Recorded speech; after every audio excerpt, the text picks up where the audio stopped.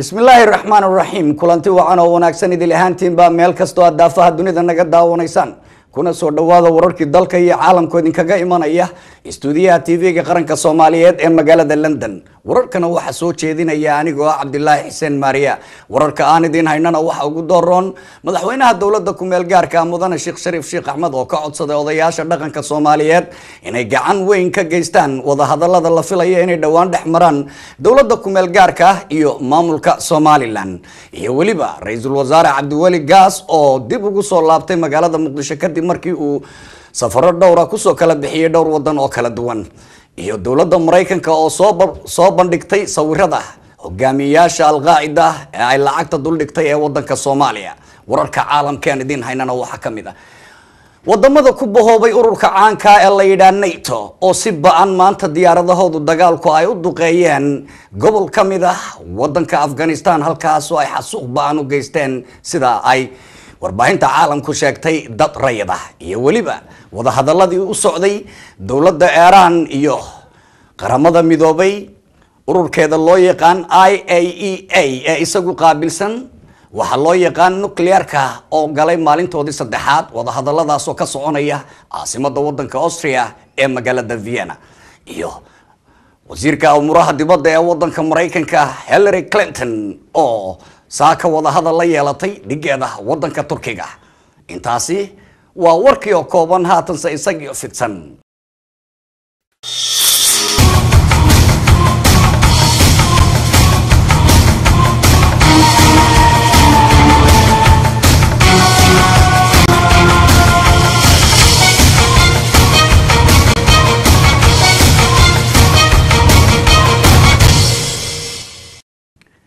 madaxweynaha dawladda ku meel gaarka mudane Sheekh Shariif Sheekh Axmed ayaa ka codsaday odayaasha dhaqanka Soomaaliyeed inay gacan ka geystaan wada hadallada la filayo inay dhawaan dhexmaraan dawladda ku meel gaarka iyo waliba maamulka Somaliland madaxweynaha umuurtaas ka hadlayana waxa uu yiri qodobo laga dhawaajiyo jira oo u baahan wax yar dul istaagno waxa kamid ah Somaliland waxa ka hadlay laba qodob ama laba sultaan Somaliland waa walaalaheena waxaa la wada ahay dawlad dhibaato dhacday maamul ay samaysteen waxay dhahaan annaga Soomaaliya ka midnayn gaar ahaan Islaan habka ugu wanaagsan oo ay tahay inaan ku keeno waa habkee waxaan leenahay ma goyi kartin waana idin soo qabanaynaa mase waxaan leenahay walaalayaal dhulkaan wada hadal maxaa tabanaysiin Soomaaliya wada nahay hal diina naga dhaxayso hal isira wada nahay Soomaaliya ku wada hadlayna dawladda wada ahayn maxaa tabanaysiin waxay la tahay mid dambe inay ku jirto waxba ma bilaaban oo aan rabnaa in miiska la soo saaro illa wada hadlo waa mid aan rabnaa mushkilad kastoo jirtana waxay xalismayaan marka wada hadalku bilaabo dadku haddaysan wada hadlayna mushkilada lama xalin karo ra'iisul wasaare Cabdiwali Ali Gaas oo isagu ku soo maray booqashooyin kala duwan dhowr dal oo ah wadamada caalamka ayaa maanta dib ugu soo laabtay caasimadda magaalada Muqdisho ee Soomaaliya isagoo isla markaana ka hadlay lacagihii la sheegay ee la yiri Mareykanka ayaa dul dhigay rag ka tirsan Al-Qaa'idada Soomaaliya iyo waliba isagoo aad iyo aad carabka ugu dhuftay ama ka hadlay dhaliilo loo soo jeediyay dawladda ku meel gaarka wariyahayaga magaalada Muqdisho Ilhaan Cabdullaahi Barre ayaa umuurtan qaada dhigaysa wali Maxamed Cali Gaas ayaa doornimadii maanta ka soo degay garoonka caalamiga ah ee Aadan Cadde International Airport waxaana garoonka ku soo dhaweeyay ku-xigeenada ra'iisul wasaaraha xubno ka tirsan labada gole ee dawladda Soomaaliya saraakiisha ciidamada iyo qaybaha bulshada rayidka ah ra'iisul wasaaraha ayaa mid u gacan qaaday xubnihii garoonka ku soo dhaweeyay intaasi kadibna waxa uu saxaafadda kula hadlay gudaha garoonka caalamiga ah ee Aadan Cadde isagoona ka warbixiyay safaradii uu ku tagay dalalka Kenya iyo Turkiga waxaan ka imid shirkii Soomaaliya ee lagu qabtay Turkey oo shirkii labaad Istanbul Conference oo laga hadlay arrimaha Soomaaliyeed oo aniga madaxda kale dawladda baan ka qayb galnay shirkaas oo soo dhamaaday guul ahaana shir muhiim ah Soomaaliya geed socodka nabadda Soomaaliyeed horumarka Soomaaliya dawladda walaalaha ee Turkiga ay qabatay laakiin ay ka soo qayb galeen wadamo ilaa 50 gaaraya iyo hay'ado caalami ah lagana hadlaya si Soomaaliya meesha joogto looga qaadi lahaa loo horumarin lahaa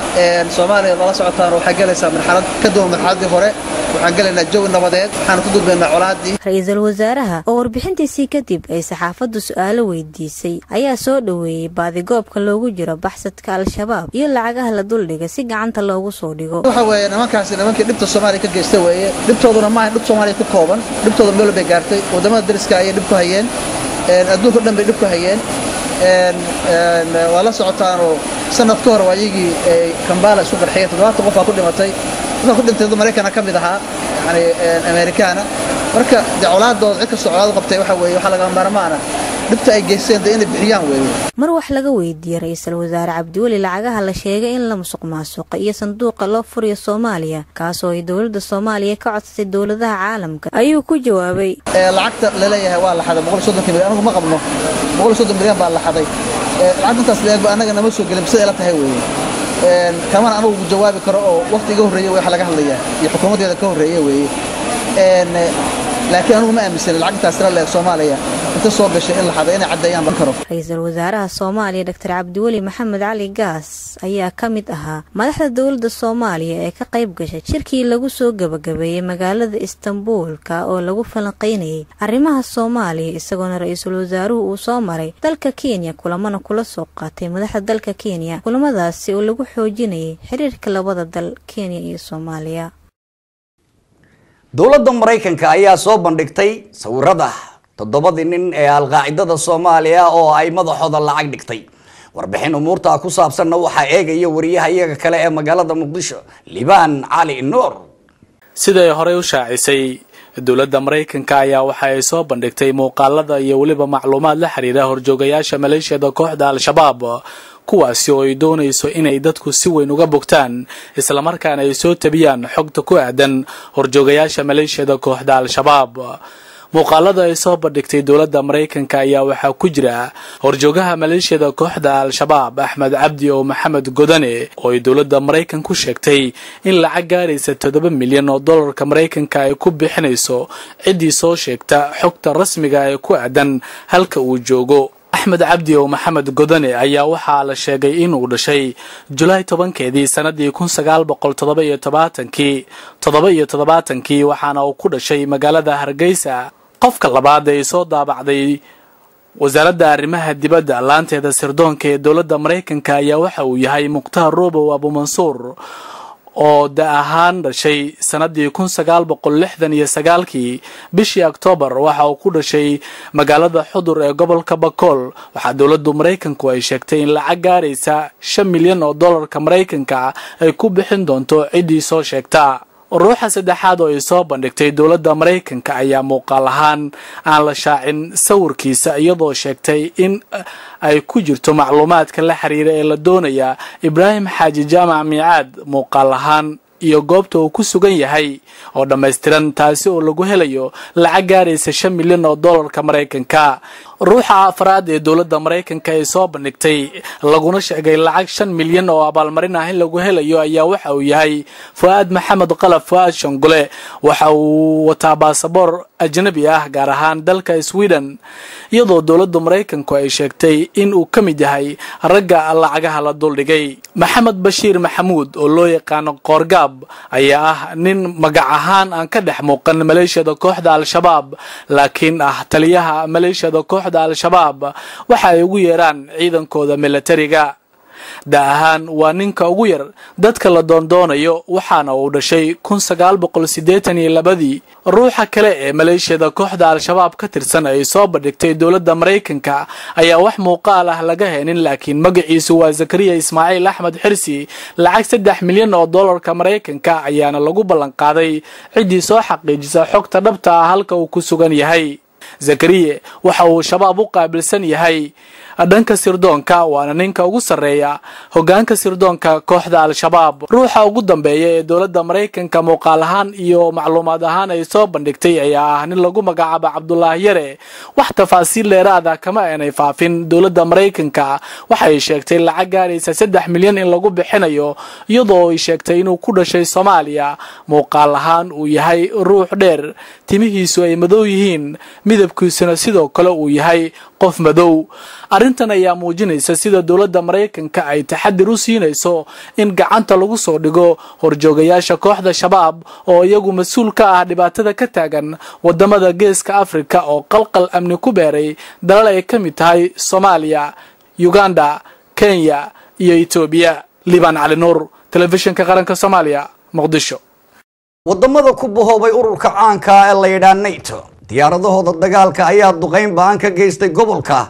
la yiraahdo Logar ee ku yaal koonfurta caasimadda wadankaas ee magaalada Kabul. diyaaradahaas ayaa lagu soo waramayaa in ay dileen ku dhawaad 18 qof oo iyagu isugu jiray baa la yiri dumar iyo waliba caruur. mid ka mid ah dadka deegaanka oo lagu magacaabo Sayid Ahmed ayaa sheegay in dadkaasi ay ahaayeen dad shiciba oo aan waxba galabsan. Sayid Ahmed waxa uu yiri idilahaan qof qura oo naf loogu yimid kuma jirta buu yiri caasimadda gobolkan kadib markii ay diyaaraduhu si ba'an duqeyn ugu geysteen. hase ahaatee sarkaal u hadlay ciidamada NATO ee wadamada ku bahoobay ururkaas ayaa sheegay in ay iyagu weerarkooda la halbeegsanayeen sarkaal ka mid ah hogaamiyaasha sarsare ee ururka Taliban oo ay ku tuhmayeen inuu ku dhulmaalaysanayay magaaladaas. wararku waxa ay intaa ku darayaan iyadoo dhawaan ay ka dhacday in magaalada Kandahar 20 qof uu ku dilay qof nafti hura oo isagu isku soo rakibay waxyaabaha qarxa kaas oo yimid meel ama bar control ku tilay ciidamada Mareykanka iyo kuwa kale ee iyagu reerneed. wadahadallada uga soconayay Iran iyo qaramada midoobay wadanka Austria caasimadiisa Vienna ayaa galay maalintoodii saddexaad iyadoo dowladda Iran ay ku warantay in aysan ujeedadeedu ahayn in ay samaysato hubka culus ee nuclearka loo yaqaan kaas oo isagu masiibo bini aadan ama adduunyo ka talin kara. hase ahaatee ujeedada ay iyadu u samaysanayso nuclearka ay tahay in ay u adeegsato aaladaha dabka iyo waxyaabaha kale ee markaa bini aadanku ay kaga faa'iideysan karaan quwadda nuclearka. safiirka u fadhiya qaramada midoobay wadanka Iran ayaa sheegay inaysan ujeedadoodu ahayn in ay iyagu waxyeeleeyaan dunida inteeda kale isla markaas ay doonayaan in ay si dabiici ah uga faa'iideystaan samaynta amaba qanigelinta waxa loo yaqaan uranium enrichment. safiirka ayaa hadalkiisii ku daray inaysan marnaba joojin doonin cunaqabadayn kasta oo caalamku ku soo rogo ama ay qaramada midoobay la damacdo in lagu sameeyo wadanka Iran. isagoo yiri ujeedadayadu waxa ay tahay inaan wada shaqayn la yeelano qaramada midoobay iyo wadamada kale ee caalamka si ay u arkaan in arrimaha amaba ujeedooyinka aan ka leenahay enrichmentkan uraniumku aysan ahayn in aanu wax ku halayno hase ahaatee aanu si dabiici uga faa'iideysano. dhanka kalena wasiirka arrimaha dibadda ee wadanka Mareykanka Miss Hillary Clinton oo iyadu ah haweeneydii u dhaxday madaxweynihii hore ee wadanka Mareykanka Bill Clinton ayaa qurac sharaf la qaadatay dhigeeda wadanka Turkiga mudane Ahmed Davutoglu oo iyadu ay sheegtay in loo baahan yahay in arrimaha ka taagan wadanka Syria shir loogu qabto wadanka Turkiga kaas oo ay ka soo qayb gali doonaan ayay tiri wasiirku mucaaradka wadanka Syria oo la doonayo in gacan culus ay wadamada reer galbeedka iyo caalamka intiisa kala siiyaan si loo tuura la yiri amaba looga tuuro majaraha talada wadanka ninka mayalka adag ee magaciisa la yiraahdo Bashar al-Assad. nabad ilaalinta qaramada midoobay ee iyagu ku sugan xuduudda u dhaxeeya wadanka Syria iyo Israel ayaa sheegay in dib kasta oo dhaca aysan marnaba meeshaas ka bixi doonin iyagoo ku dhawaad muddo 36 sano ilaalinayay nabadda u dhaxaysa labada dal ee Israel iyo Syria si aan duulimaad labadooda u kala qabsan. Golan Heights ayaa 1973 waxa laga qabsaday wadanka Syria kadib markii dawladihii Carbeed ay ka mid ahayd wadanka Masar iyo Syria iyo Jordan ay ku hungoobeen in ay dhul ka qabsadaan wadanka Israel. isla sanadkii 1974 ayaa ciidamo qaramada midoobay oo iyagu nabad ilaalin la kala dhex dhigay labada dal ee wadanka Syria iyo Israel iyadoo la filayaba la yiri dib kasta oo ka dhaca wadanka Syria in aan ciidamada nabad ilaalintu isaga bixi doonin sababaha laga yaabo inay ciidamada culays badan ku yimaadaanna ay tahay qaxooti badan oo laga yaabo inay ka qaxaan dagaal la filayo inuu dhex maraba la yiri ururada mucaaradka ah ee iyagu doonaya inay tuuraan majaraha talada wadanka Syria ka tuuraan Bashar al-Assad iyo ciidamada u daacada Bashar al-Assad oo doonaya inay ku hayaan madaxtinimada wadanka hadlay ciidamada halka jooga oo magaciisa la yiraahdo Natalio hadduu abaydmana intaynu dib ugu kulmi doono warkan iyo mid lamida oo aan soo jeedinayay anigoo Cabdillaahi Xuseen Mariya waxaan idinkaga tagayaa assalaamu calaykum wa rahmatullaahi wa barakaatuh